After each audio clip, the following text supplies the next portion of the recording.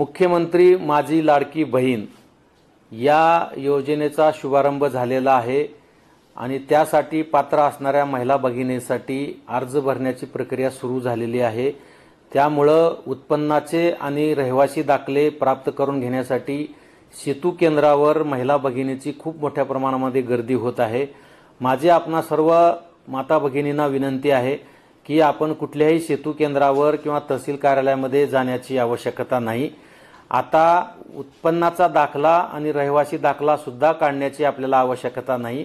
या योजनेसाठी रहिवासी दाखल्याच्या ऐवजी आपल्याकडे असलेले ओळखपत्र, आपल्याकडे असलेला शाळेचा दाखला, जन्माचा दाखला यासाठी सुद्धा आपल्याला वापर करता येणार आहे। त्यामुळे रहिवासी दाखला काढण्यासाठी कृपा करून आपण गर्दी करू नका। ज्या महिलांकडे पिवळे किंवा केसरी रेशन कार्ड आहे त्यांना उत्पन्नाचा दाखला देण्याची गरज नाही आहे।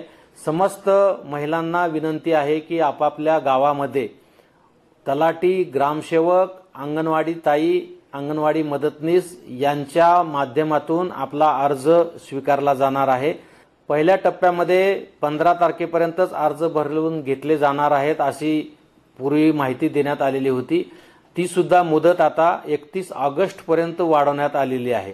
सेतू केंद्रावर किंवा इतर कुठल्याही व्यक्तीला कुठल्याही स्वरूपामध्ये पैसे किंवा इतर जे शासकीय फीस आहे ती वगळता इथले कुठलेही पैसे देण्याची आवश्यकता नाही। पात्र लाभार्थ्यांना निश्चितपणे जो योजनेचा लाभ आहे तो निश्चितपणे त्यांना मिळवून दिला जाईल।